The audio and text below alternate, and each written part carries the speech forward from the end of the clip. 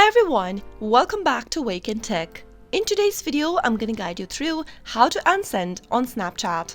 When you send a text message, a photo or a video to your Snapchat friends, then sometimes you might want to unsend and undo the process. But can you really do that? Keep watching the video till the end to find out, and don't forget to subscribe to our channel if you haven't yet, and also press the notification bell icon so that you'll never miss another update from us. Now let's get started. When you take a photo or a video snaps to send it to a friend on Snapchat, then remember that there is no way to undo them once they've been sent. But instead, what you can do is simply press hold the photo or the content that you'd like to delete, and this will open up an expanded menu. From the menu, you can only delete your photo. Tap on delete in order to delete the photo or a video that has already been sent to your friend. Remember that your friend in the chat will be able to see that you've deleted something. Tap on OK if you want to confirm your deletion. From the pop-up displayed, tap on delete one more time. That is how you can easily delete a content that has already been sent on your Snapchat.